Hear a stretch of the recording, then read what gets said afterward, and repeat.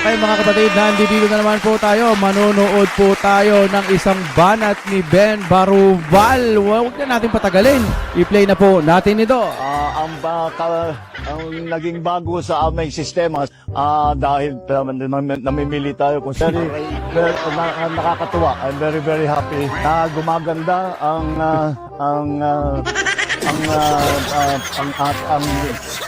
Gago talaga eh, no?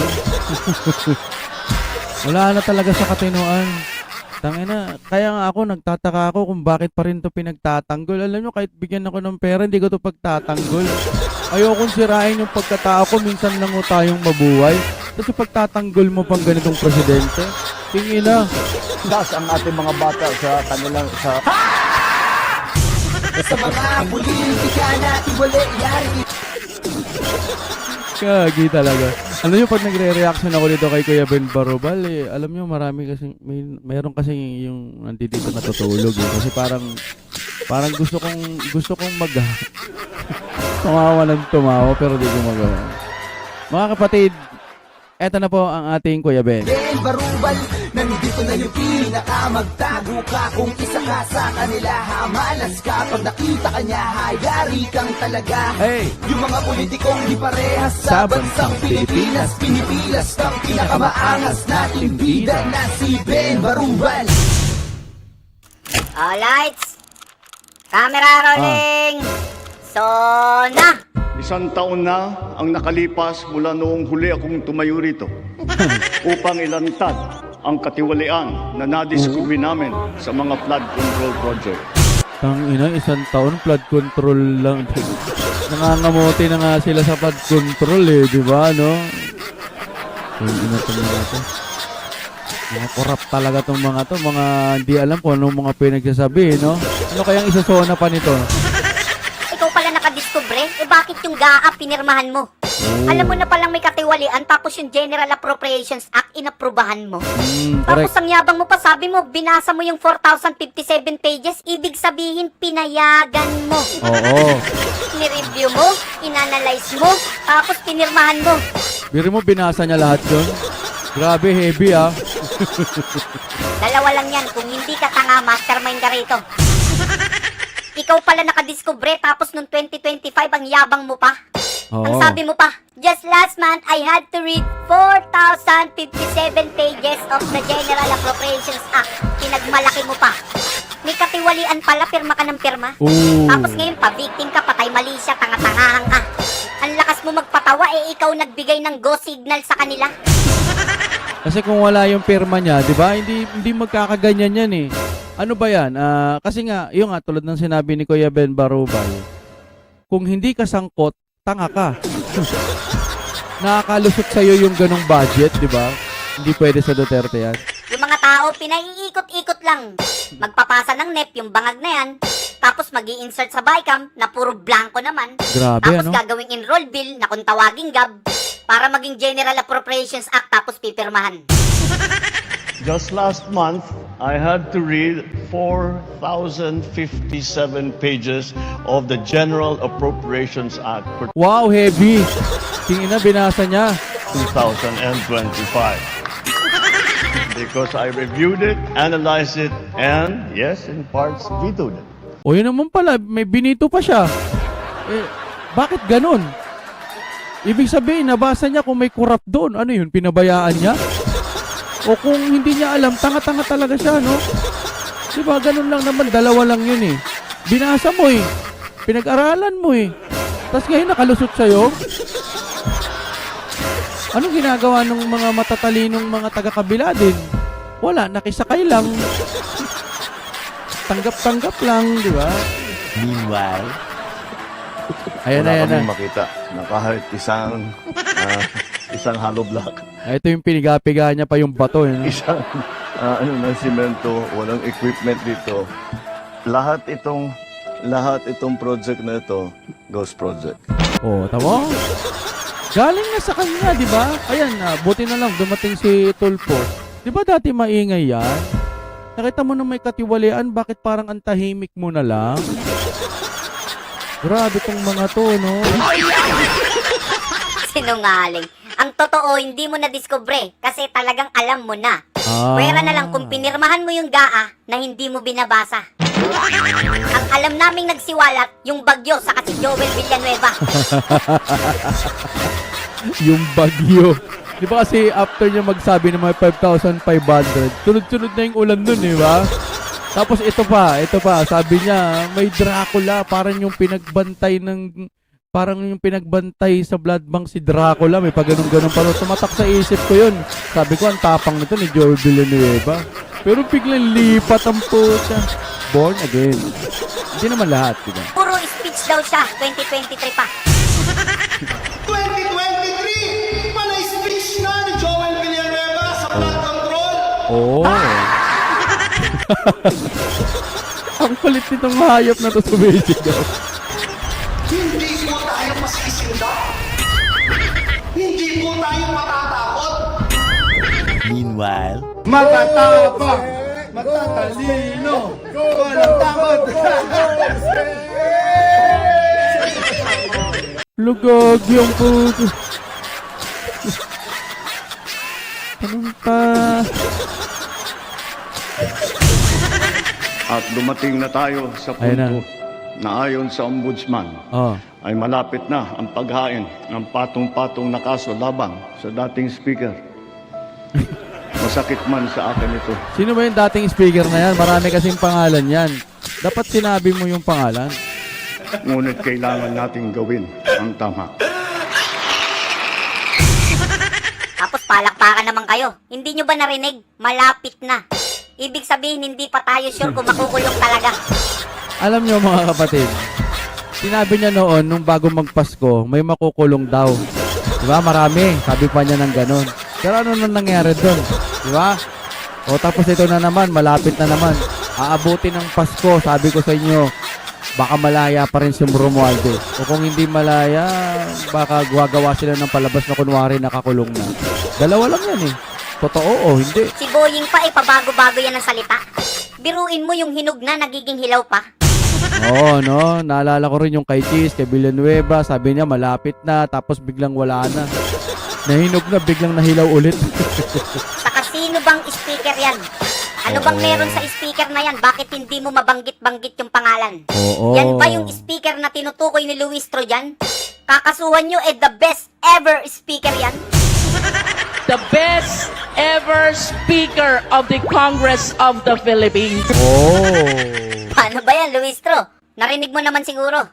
Yung best speaker mo, tatadtarin ng patong-patong na kaso. Oo. Abay, pagtanggol mo, di ba pinaulanan ka ng biyaya neto? Ang gawin mo, pakiusapan mo si Boying tapos sayawan mo ng ganto. Dalawa lang yan, pagtatanggol mo o ilalaglag mo. O kaya i-ignore na lang niya, no, na wala, di na ako magsasalita. Patutusin, mapuputokan ka rito. Oo. Bumaha ng maleta ka mo, biyaya ka mo. Sa lahat ng pinaulanan ng biyaya ng speaker nyo, sa next administration, humanda kayo. Oo. Kung papalarin at loobin ng Diyos na maging presidente po si BP Sara, lagot lahat ng mga buhayan. Sa panahon ni Speaker Martin Romualdez, correct me if I'm wrong, bumaha at bumagyo ng biyaya. Baka bumaha ng biyaya sa inyo kasi mas malaki ang mga natanggap nyo. Baka ganon. Dito sa ikalawang distrito ng ating... Ang kulit talaga ng hayop na yan. The national budget is not conceived, executed, implemented, bidded out, supervised, and completed by one congressman or even by Congress alone. And certainly not by the Speaker of the House. Oh. How can I be the mastermind? Kung hindi ikaw, sino? Sino? Eh sabi ng pinsan mo, malapit nang ihain yung patong-patong na kaso mo. Oo. Mga magnanakaw kayo, nagtuturoan pa kayo. Sino ba talaga huling nag-execute at pumirma sa inyo? Di ba sabi nga nila, ang magnanakaw, galit sa kapwa magnanakaw. The national budget does not depend on just one person. The budget does not begin in the House. Oh. It begins in the executive. Oh. Sino ba yon? Sino ba yung executive na yon? Executive? Ibig sabihin siya. Eh bakit tinuturo ka niya? Tapos ituturo mo siya. Ang dami niyo pang paligoy-ligoy, ayaw niyo pa sabihin kayong dalawa. Oo nga, no? To make a long story short, ba't di nyo na lang sabihin, dalawa kayo. And I'm telling everyone now, I will not go quietly and I will not go alone. Oo. I will not be the fall guy for other people's corruption. Tinatakot mo yata yung pinsan mo eh. Ang dami mo pang sinasabi, kumanta ka na kasi. Sa tono ng pananalita mo, yung pinsan mo parang babanggain mo na eh. Alam nyo mga kapatid, ano ba ngayon? August, September, October, November, December. 4 na buwan na lang. Sa susunod, 2027 na. Baligtaran na mangyayari niyan, no? Kanya-kanyang baligtad na yan. Baka nakakalimutan mo, siya yung presidente. Kumbaga, ang utos ng hari, hindi pwedeng mabali. Oo. Ang utos ng hari, hindi pwedeng mabali. Presidente yon, tama? Si Saldi kasi nasabayan ako eh. Hindi ako pangulo ng aking pamilya. Sinungaling, Hindi ako pangulo ng aking kaibigan. sinungaling. Hindi ako pangulo ng aking pamilya. Napakasinungaling mo. Mapunta tayo sa PCIJ. O ito, tingnan mo.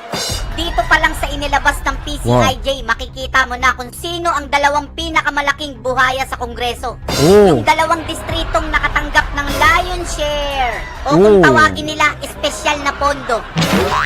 Wow, tignan nga natin yun. I-zoom lang ho natin, ayan, para ho makita natin lahat. Pasensya na, madumi po yung ating background. Ayan, okay. Sino ba tong dalawa na to? Ay, si Romualdez. At saka yung kanyang anak. Sino ba tong anak niya? Si singer. Sino ba yun? Grabe. Balik na natin. Yan. Tuloy na ho natin. Pasensya na, madumi pa paligid natin. Hindi pa tayo. Wala pa tayong wala pa tayong pang-ayos, pang-review. Pinakamalaking buhaya sa Kongreso. Yung dalawang distritong nakatanggap ng Grabe, Lion laki. Share. O kung tawagin nila, espesyal na pondo. Ang pangalawa sa listahan, sa Leyte, unang distrito. Nasasakupan ni Martin Romualdez alias Oh. Tambaluslos, yung pinsan ng Pangulo. Puche, alias talagang tambalos-los na tumatak na sa isipan niyan, tamba, no? Tamba na. 14.4 billion yung allocable ng demonyo. Saka kanino mo isusumbong yan, laging kasama ni Tulfo.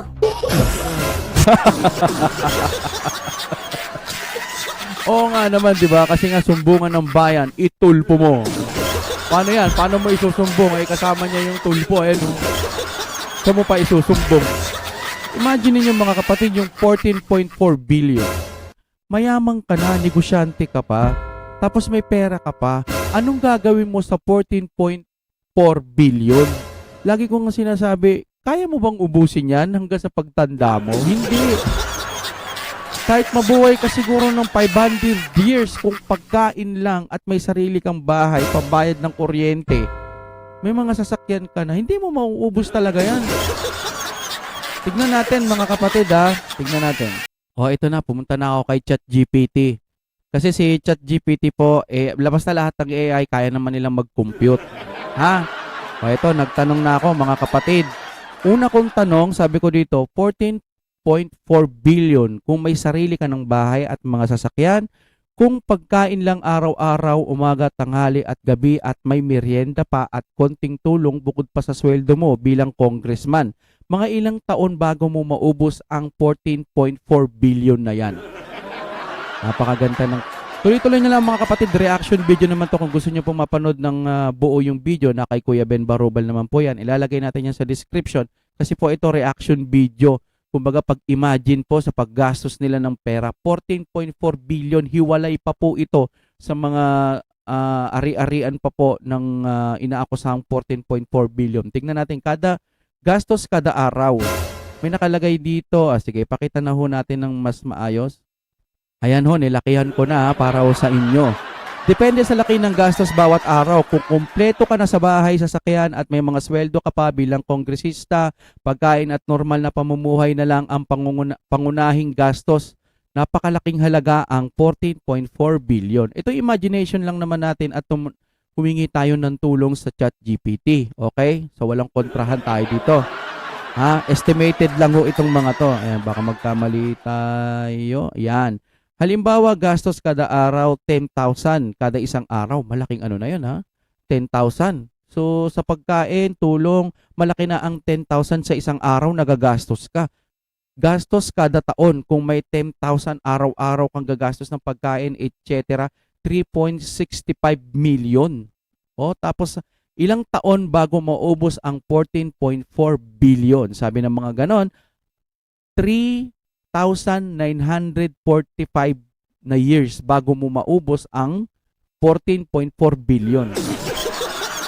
Fuck shit, di ba? Duro mo ibig sabihin, magpapakasasa ka na sa pera mo ng 14.4 billion, 10,000 kada araw uubusin mo, aabot ka pa rin ng 3,945 years na taon. Napakatanda mo na noon, 3,000 years old ka na, magpo 4,000 ka na. Di ba? Oh, kung 50,000 naman araw-araw, paldo-paldo ka na, para sa'yo, langit na itong buong buhay na to, 18.25 million per year. Mabubuhay ka ng 789 na taon. Para ka nang nasa Biblia noon, di ba? Napakatindi. Ganun po. Ibig sabihin, hindi pa ba kayo kontento sa pera ninyo? Ibig sabihin, kahit sobrang laki na, nang pwede nyong magastos, hindi mo nakalagay dito, o ito, 500,000 kada isang araw kung magiging parang Diyos ka na siguro. Uubos ka, maglulustay ka. 182.5 million, mga 79 na taon, mabubuhay ka pa. Magmula ngayon. Pero napakalaki na nun kung 1 million sa isang araw ang magagastos mo. Bihira naman yung ganun. Mga 39 years ka pang mabubuhay. Wow. Paldong-paldo ka na nun, no? At ito pa po, mga kapatid, sabi ko, kung sa isang araw, mga 3K PHP o 3,000 pesos lang ang gastos. Bilang isang ordinary, sa totoo lang, malaki pa rin ng 3,000, di ba? Sa 3,000, siguro kada taon, 14 million. So, aabot ka ng 13,151 na taon gulang. Bago mo maubos, etc. Ayan, no? Ibig sabihin, aabotin ng humigit kumulang 13,151 na taon bago maubos ang 14.4 billion kung 3,000 lang ang gastos araw-araw. Walang inflation, walang interest o investment at walang ibang malalaking gastusin. Diba? Para mas mailarawan ang laki ng halagang iyon, 3,000 kada araw, mga 90,000 kada buwan, 95 million kada araw. Grabe. Diba? So, ibig sabihin, tanggal na ako ng sombrero, hindi mo mauubos yung pera na yon. Para sa akin, hindi na normal ang utak mo kapag ka milyonaryo, bilyonaryo ka na, magnanakaw ka pa. Mahiya naman kayo kay Satanas. Si Satanas ang... Sabi nga sa Biblia, no, ang tao ay may sariling kasamaan. Hindi lang mo si Satanas, no? So, hindi nyo pwedeng ibintang lahat kay Satanas ang kasalanan. Kasama ka sa mapaparusahan kung sakasakaling wala ka na talagang puso. Turuin mo Hindi kasi napapansin ng mga ibang mamamayang Pilipino natin dito. Wala, yaman na yan, ganyan-ganyan, no? Pero putya yung mga nananakaw.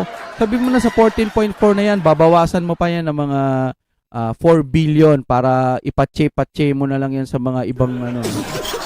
Kumbaga, pamigay mo na yung 4 billion. O kahit 5 billion na lang matira sa'yo, putya, pasasa ka pa rin. Ang dami mo pang nanakawin. Ito yung imagination lang ho natin na ang laking pera ng 14.4 billion. What the fuck? Hindi mo pala mauubos yan. Yung edad mo, aabutin ka pa ng 13,000 years. Ang tanda mo na nun. Sabagay, baka nakakalakad ka pa nun, ano? Grabe, kung aabutin ka naman ng ito 100,000 na nga yan 100,000 araw-araw uubos ka ng ganon, di ba? Meron ka pang matitirang 395 years old, mabubuhay ka, kakaubos lang ng ganong kalalaki. Isang taon lang yan, ha? Kung magnanakaw ka pa taon-taon, hindi lang 14.4 billion. Comment kayo mga kapatid. Mga ilang billion pa kaya yung mga ninanakaw, no? Paano pa ang Pangulo? Mga inaakusahan ng Pangulo. Mga wala kayong kabusugan. Ang shit ninyong lahat sa mga magnanakaw kung mapatunayang ganyan kayo. Putya, wala na kayo sa sariling katinuan. Kaya pala ganun na lang makisahod yung mga ibang binabayaran para maging tuta. Kasi nga, ang laki talaga ng pera. Napaka-bullshit ninyo. Yung mga Akala nyo ito na yung langit, no? Dito sa Kahari. Alam mo, pagpumunta na kayo ng langit, pagdating nyo roon, hindi naman nyo madadala yung mga pera ninyo para, kunyari, sabihin mo kay San Pedro, oh, unahin mo na ako ang haba ng pila. Ako muna lang muna. Hindi. O ito, kayo na yung 1 bilyon. Hindi. Hindi na uubra yun pag sa langit eh. Pagka halimbawang, ito na, hahatulan ka na. Sir, wag nyo na akong hatulan ng Panginoon. Bibigay ko tong 14.4 billion sa inyo na lang to. Para lang wag nyo akong ipunta sa impyerno. Magbabagong buhay na po ako. Ito po, 14 billion. Pwede ba yun? Ibigay mo sa mga anghel yung mga billion-billion? Pagdating mo sa langit, wala na akong halaga yung pera na yan, hindi mo madadala. Pero bakit dito, sa lupang ito, yan ang iniipon nila. Pansamantala lang po yan. Mahirap ka man, mayaman ka man, ang importante mabait kang tao. Wala kang inaagarbyado, 14.4 billion nga ang meron ka o may iba ka pang ninanakaw bukod pa dyan o may sarili kang pera. Wala naman sa katahimikan ng puso't isip mo. Lagi kang aligaga dahil napakalaki ng pera mo, baka may kumuha o hindi naman kaya katulad niyang kinakasuhan ka na, di ba parang hindi tahimik yung buhay mo? Mas maganda pang hindi ka ganun kayaman, saktuhan lang, medyo gupit, pero ang puso mo, tawag dito, mabait. Yung isip mo naman, payapa. Pamilya mo, walang sakit. Napakalaking bagay na yon para po sa biyaya ng Panginoon. Hindi porkit marami kang pera, ibiyaya na po ng Diyos yun. Para sa akin, ang biyaya ng Diyos, yung wala kang sakit, tahimik ang puso at isip mo, may mga mabubuti kang pamilya at anak. Okay na yun, di ba? Yun ang matatawag mong biyaya ng Diyos. Yung pera, salamat. Ibibigay naman ng Diyos kasi yung pangangailangan mo. Kung ano yung kailangan mo, kung ano yung kaya mo, ganun. Hindi ka pababayaan ng Diyos. Pero yung 14.4 billion, anak ng teteng ka. Baka nga magunaw na yung mundo, buhay ka pa. Ang kakapal, di ba? Tuloy ho tayo ha. At yung Kuya Ben, ang dami ko nang sinabi, pasensya ka na. Tuloy ho tayo. nangunguna sa listahan, Ilocos Norte, unang distrito. Miyembro ng First Family, Sandro Marcos, anak ng Pangulo. 15.8 billion yung allocable ng Batang Demonyo. Ito, bata-bata pa lang daw. Sabi ni Kuya Ben Barobal, demonyo na. Kanina, nagpaliwanag tayo, 14.4 billion. Ito naman, 15.8 billion. Saan nang gagaling yung mga pera na yan? Anak ng teteng kayo. Mga buwaka ng inang mga magnanakaw kayo. Sa mga magnanakaw na napatunayan na, ha? Batang-bata, bagong hasa, pinakabatang miyembro ng sindikato. Grabe. Naalala ko pala, no, kasi bawal daw mag-vape. Ito'y akusasyon lang naman sa kanya. Sabi, di umano, yung vape daw, pinagbawal nga dito sa Pilipinas. Bawal. Pero may, yung brand lang niya ata yung pwede, no? Sino nakakaalam nun? Comment na lang po, no, kung totoo man yun. Ito nakakapagtaka. Mas malaki ang pondo ng distrito ni Sandro kaysa sa ibang distrito na may milyong-milyong residente. Alam nyo ba kung nga, ilan ang no? populasyon ng distrito ng Ilocos Norte? 300,000 lang pare. Pero si Sandro, yung pinakamalaking pondo, ibang klase. Ngayon, ano nang nangyari dun sa lugar nila? Napaasenso ba? Okay ba? Sana man lang kahit kurap ka, kahit papano, yung kalahati, pagandahin mo yung lugar ninyo. Napapahaba yung comment reaction ko pag si Kuya Ben Barubal. Huwag ka na magtaka. Siyempre, anak ng presidente. Kaya kailangan mas malaki. Hindi daw siya pangulo ng pamilya niya. Iba na lang, wag kami. Pansin Oo, kaya niya pinasok to.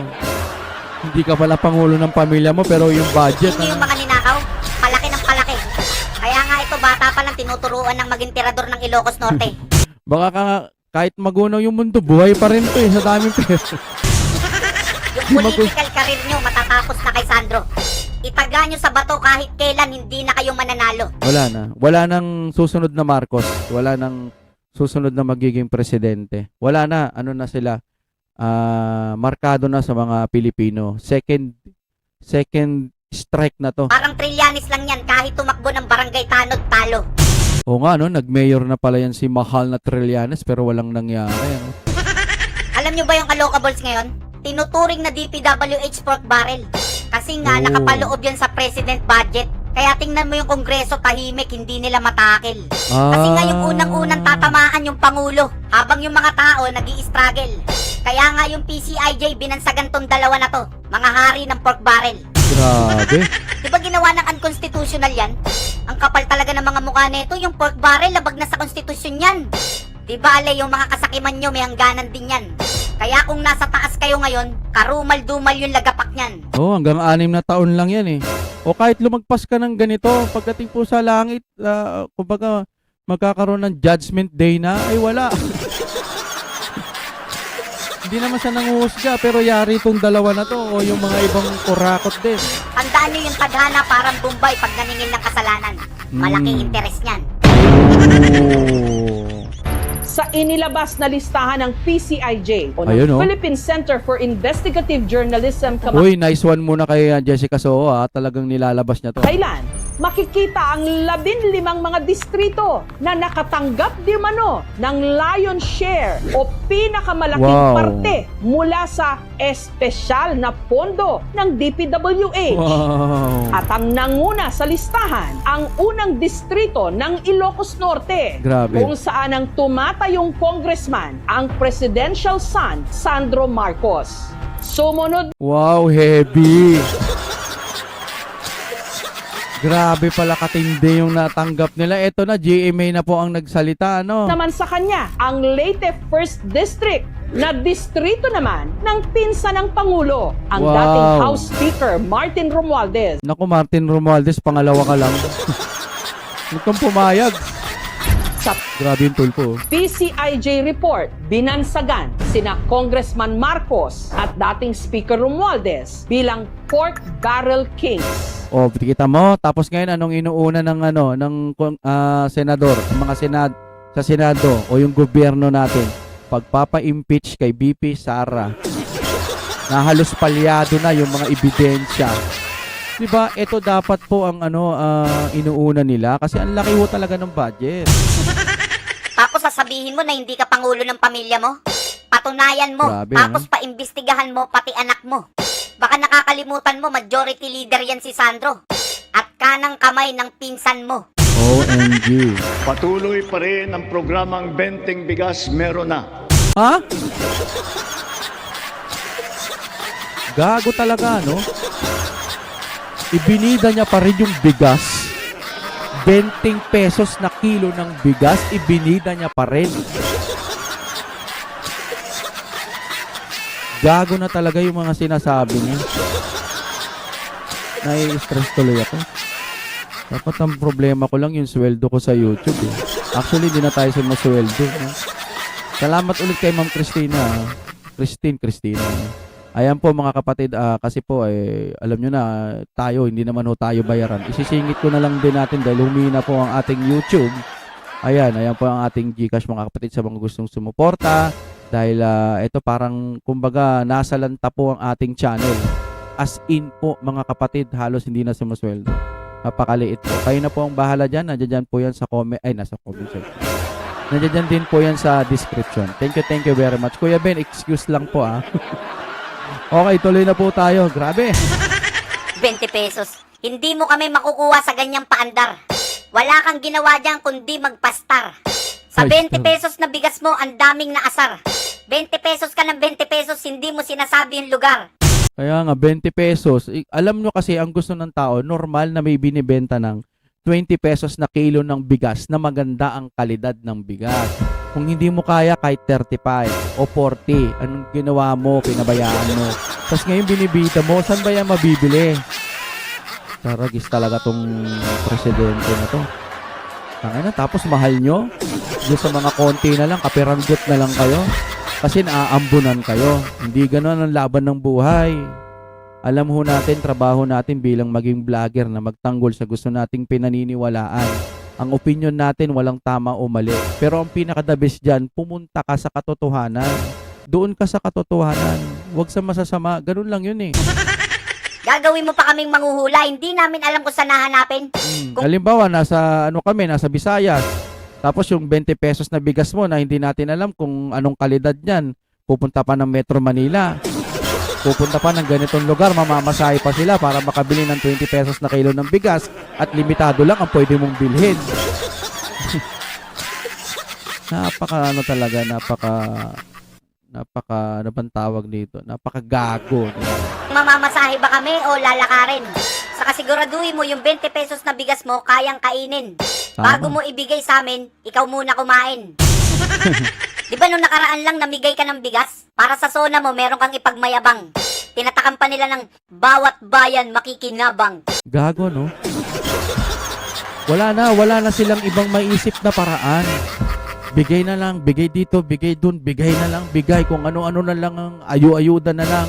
Wala nang mga main project, ayu-ayuda na lang natin. Medyo naiinis ang taong bayan, bigyan mo ng ayuda. Ganun na lang ba yun? Ganun na lang ba tayo lagi? Magising na tayo, mga kapatid. Biruin mo 10 kilo yung usapan. Pagkatapos 8 kilo ng tinimbang. Nye! GMA, oh. Hala ka. 10 kilo. 10 kilo na nga lang yung ibibigay mo. 2 kilo pa yung binawas. Hanggang sa kadulu-duluhan ng bigas. Kurakot pa rin.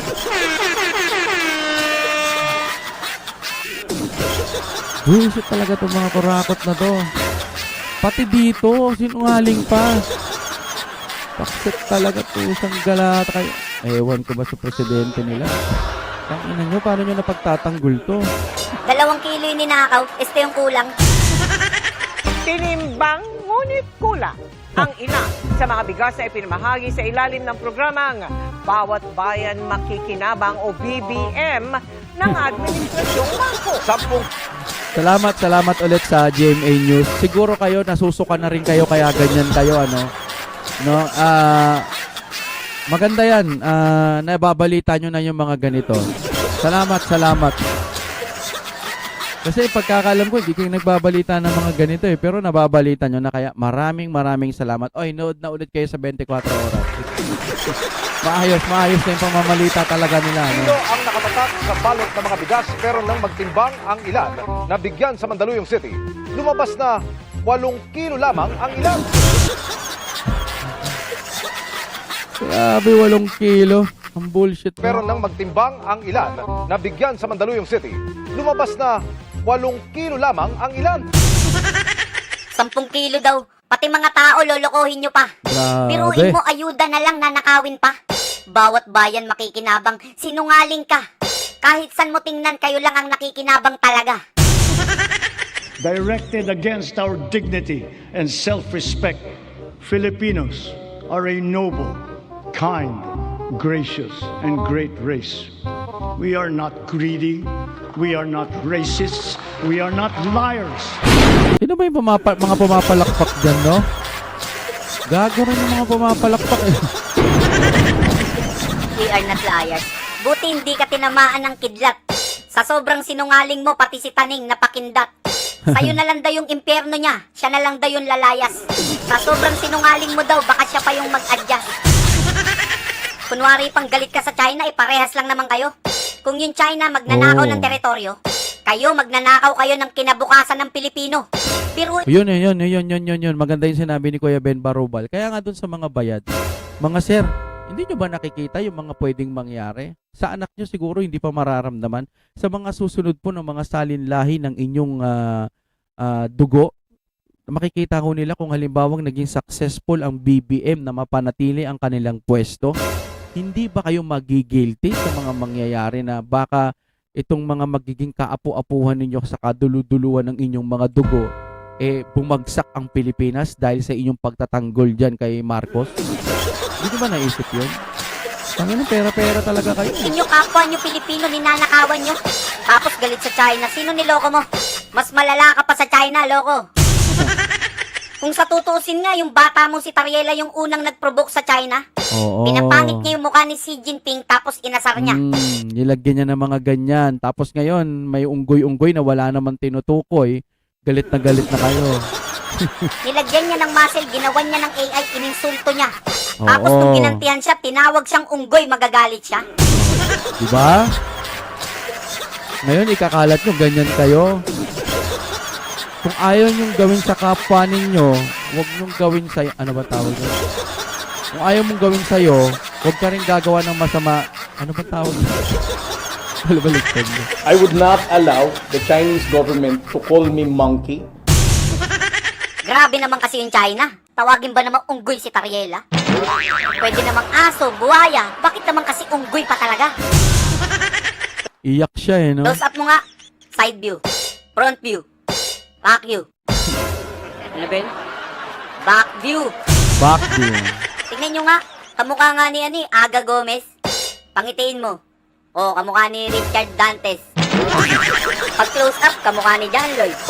John Lloyd. Yung kalaban ni Goku. Android yun, Ben eh. Sino doon yung Android na ano? Android 16. Android 16. Hindi si Android 17. Pogi yun. Ayan o. Hindi ako unggoy. We. Eh di patunayan mo sa kanila. Tama. Ano ka, di magpasa ka ng birth certificate sa China o kaya magpa-DNA ka. Hindi yung problema mo, gusto mo problemahin pa ng bansa. Ang gulo-gulo na nga ng Pilipinas, nakikisali ka pa. Iyak siya no? Dapat huwag ka na magsalita. Hayaan mo na lang. Hindi yung pati kami, dadamay mo pa. Correct. Ikaw lang pala sinabihan, eh di magalit ka sa kanila. Oo. Hindi yung umiiyak ka sa media. Gawin mo, sugurin mo yung China, sabihin mo, wag na unggoy, buhaya na lang. Si Kiko nga hindi nagalit, tapos ikaw manggagalaiti ka. Kung hindi naman kasi totoo, bakit magagalit ka? Correct. Ayaw mong gayahin si Kiko, relax na relax ka, kantahan ka pa. Kung kaya ko No. La. Tignan natin to. Ang galing. Tignan natin dito. Yan, tignan na natin ha. Ayaw mong gayahin si Kiko, relax na relax ka, kantahan ka pa. Ito. kaya kong Lo, galing. di na sana sapat. Teka lang, napansin ko yung ano tawag dito? Yung mais, no? Tapos yung pinaka-filter nila yung buko. Kaya kong iwas na Galing mo. di na sana lalapit pa. Kung kaya ko sana. Gagi, baka magalit si Ate Shawi. Ang tawag niya pa naman dyan, baby. Oo. Biruin mo, Richard, Robin, Gabi. Sabay Kiko, puti ka nung sinabi ni Sam Meldy. Ayun ko, anong gusto ni doon? Megastar yun. Tapos mapupunta lang sa Kiko, ano? Sa lahat ng mga ginagawa natin Eto sa na, energy. sektor ng enerhiya, maninaw din sa pamahalaan ang hinaing ng taong bayan na pababain ang presyo ng kuryente sa bansa. Ayan na naman siya, kuryente na naman ang ano niya ngayon. Inintay mo pa talaga yung sona mo bago nyo amyendahan yung epiralo na yan. Tanggalin nyo na yung 12% VAT tapos brasuhin nyo yung mga oligarko dyan. Correct. Last year pa pinanukala ni Senator Marcoleta yan. Pinaglalaban na ni Senator Marcoleta yan bago mo pa sinabi yan. Correct. Ba't nyo nilagyan ng 12% VAT? Sino bang may idea nun, Mr. Chair? Oo Wala nga, no? naman dapat. Basahin po ninyo yung IPIRA in its original form. Wala talaga eh. Bigla na lang nagkaroon ng 6% VAT pagkatapos binigyan na naman ng another 6%.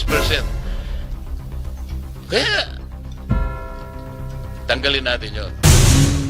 A sounding rocket, A sounding rocket. Ito na po, tanggalayan. Teka, ano daw? a sounding rocket launch test A sounding... is slated for next year. Yes, we are. Next year na. Yung rocket ibibigay next year na. Samantalang yung mga flood control na pinagbabanggit niya, wala. Talaga tong presidente nyo, no? Going to launch a rocket into space. Ang lakas, oh. Oh my God. Ang lakas, oh. Ang lakas talaga. Biruin mo, ang daming pwedeng isipin. Racket pa talaga naisip niyan. Palibasa kasi magaling sa racket yan. Talagang naniniwala na ako yung script mo, ikaw nagsulat niyan. Grabe talaga. Grabe, no? Kung totoo yung sinasabi ni Madam Amy, siguro naka-high to. No? Kung totoo, ha? Bukod sa puro kasinungalingan, walang laman. Abangan mo sa 2028, itatali ka namin dyan. Ano bang naisip niya? Bakit sila... Ito, kanta na to mga kapatid, ano? Meron din po pala tayong sa kanta. Ayan po mga kapatid. Pakinggan lang ho natin ng konti, tapos pwede nyo pong bisitahin ulit ang ating channel, i-type nyo lang dyan, Sana by X Crew. Ayan, i-play muna natin mga kaibigan. Ha? Kapit lang, mahal naming vice-presidente. Alam kong kaya mo yan, nandito lang kami. Hanggang chorus natin, ano. Tapos, pwede nyo pakinggan yan pagka gusto nyo ng katarungan sa inyong mga puso. Lahat ng mga buwaya ay kinakaya mo. Lumalaban ka, hindi ka sumusuko. Para sa bayan, kasama mo kami. Para sa bayan, at may tiwala sa Duterte at sa lahat ng kaalyado mo. Para sa Pilipinas, lalaban tayo. Hanggang chorus na tayo, ha? Sana Duterte na lang kasi, kung pwede lang ibalik ang nakaraan. Duterte na lang. Sana, sana Duterte na lang. Sana sa susunod hindi na kami magkakamali. Para sa bayan, Duterte pa rin kami. Okay. Hanggang dito na lamang po kung trip nyo ng mga katulad na ganito, reaction video with Kuya Ben Barubal, no? Huwag nyo pong kalimutan, mag-like po sa atin si Kuya Ben Barubal, nakalagay po yan sa ating description. Maraming salamat po sa inyong panonood. And break it down. Oh my God, we're back again.